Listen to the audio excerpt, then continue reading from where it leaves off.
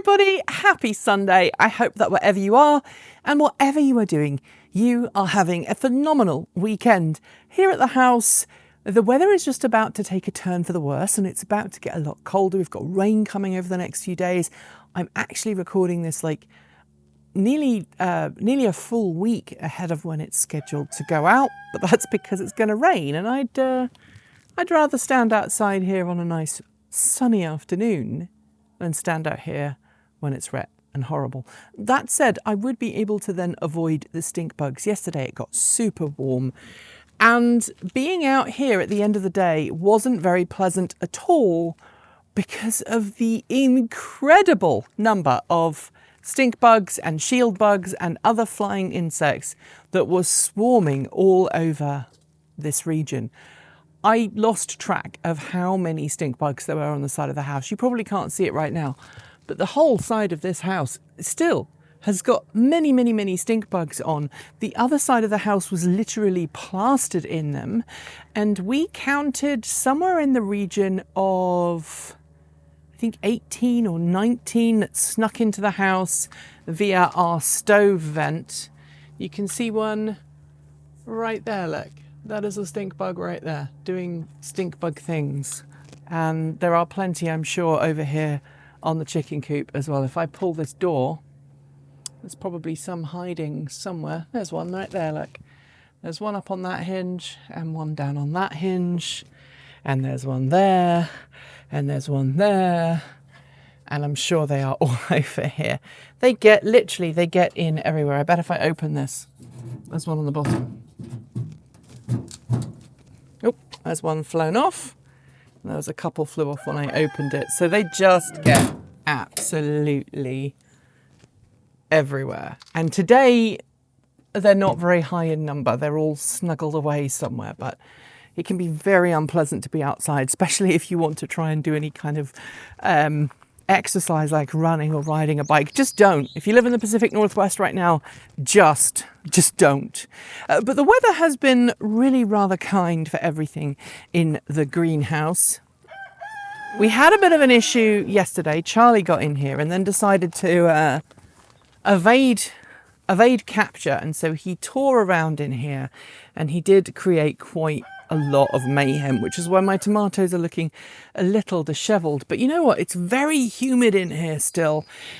And we still have huge numbers of cucumbers. I'm going to be making a stew later this week. And so my plan is to use these cucumbers. Maybe instead of a stew, I'll make like a sweet and sour something.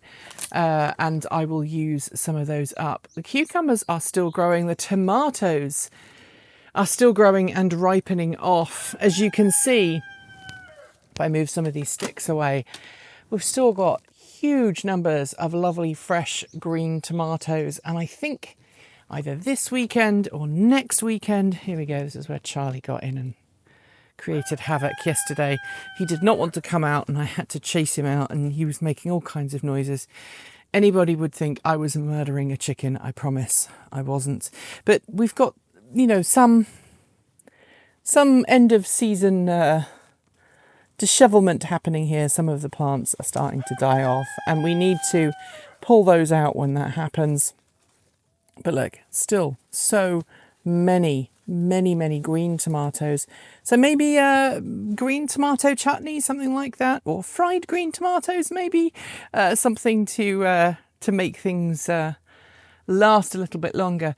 The stupid thing is, some of these tomatoes are still growing. They're still putting out flowers and they're still getting pollinated because the bees are still out and about. Same thing here with my tomatillos. That one is a nice tomatillo. That's nearly ready to be picked. It's a nice heavy one. And we've got some large tomatillos coming through here. Some not so large ones as well, but some of the tomatillos are going to be ready very soon. And that means obviously time to make salsa and other things.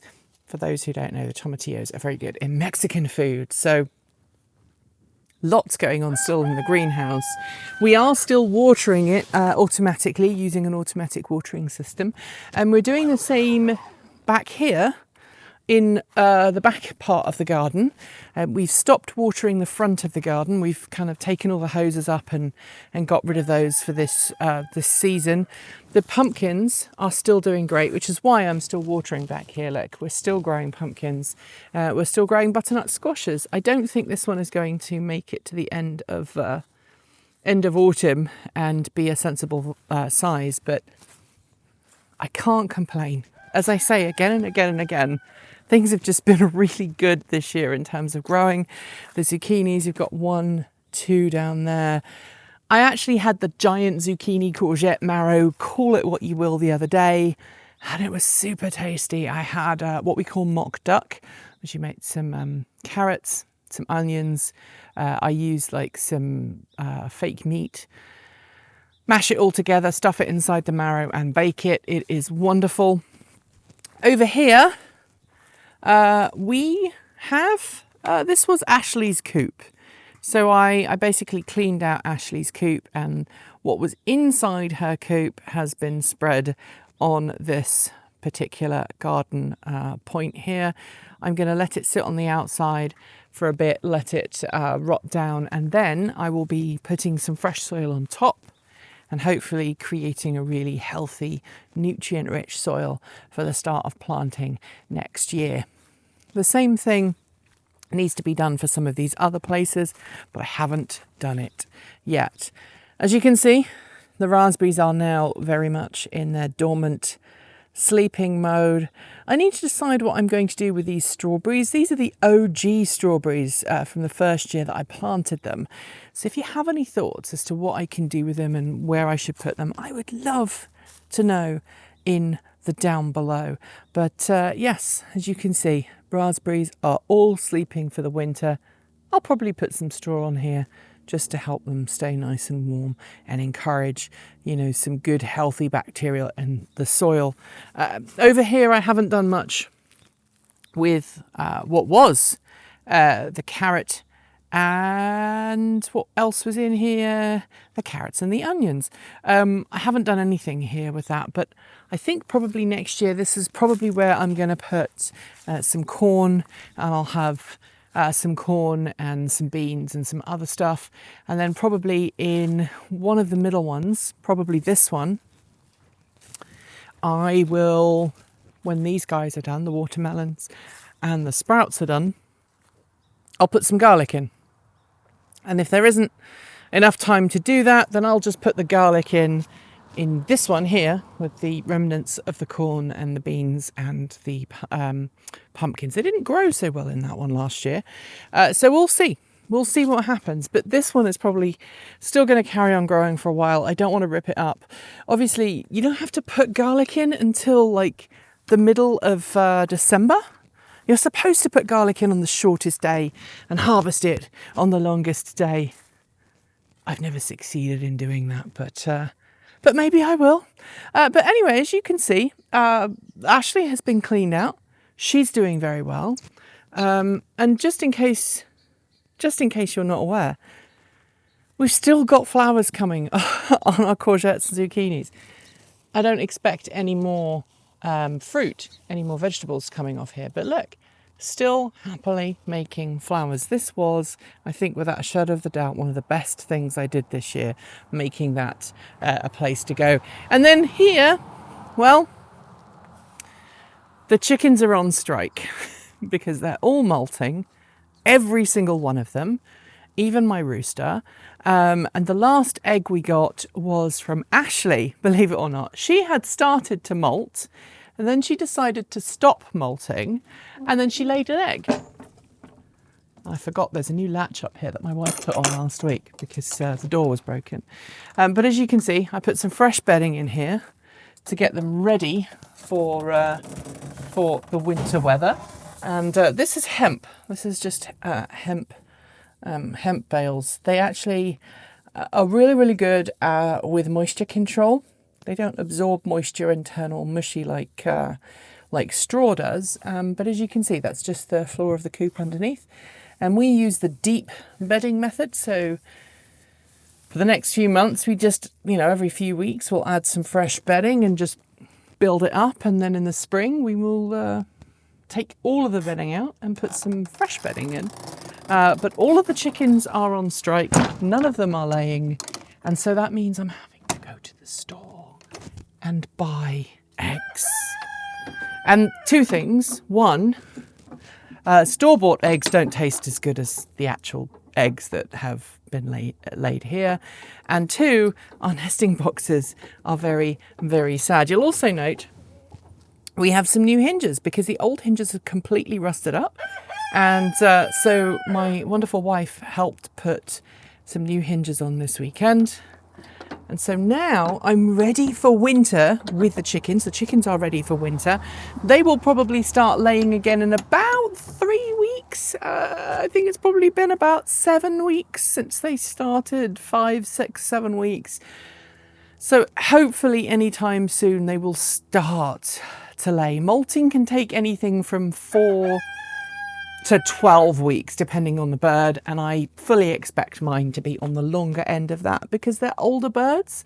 And so they'll probably take a little longer to kind of wake up and start laying eggs again. But that's okay because we did find a local dairy that has local eggs from another small flock locally. And again, those small free-range flocks produce so much nicer eggs than the factory farmed store-bought eggs. Just there's no competition. Anyway, tell me what's going on in your garden. If you have chickens, are they also on strike? I'd love to know, and I'll see you next week. Thanks for joining me today, and if you've got some thoughts, make sure you leave them in our Discord chat room, our Patreon page, or you can reach out to us on Mastodon.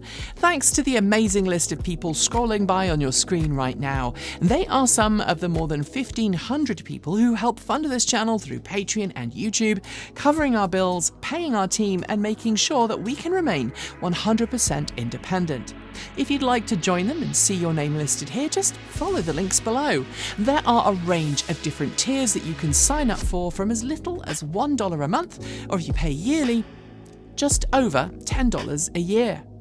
A huge welcome to our newest supporters: Alan Brim, Jim, Sarah Horlock, full name, Todd Johnson, Roderick, Stuart Despain, Rupert Ronson, Larry Phoenix, Darla, Wendy Kelly Bundenbaum, and Kay. To join the list and get your shout out, become a paid Patreon member for your moment of fame.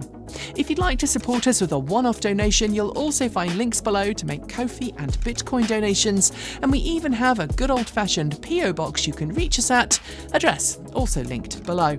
And of course, if you're in need of some swag, you'll find our swag store in the down below. Don't forget that Halloween is coming and we've got some great designs for the season. We've also got some great content coming up, so make sure you're subscribed on PeerTube or YouTube, and we'll see you soon. We make new videos every Monday, Wednesday, Friday, Saturday, and Sunday. If you want more, the mighty algorithm thinks you'll like this video, but we also think this one is well worth a look. See you soon, and as always, keep evolving.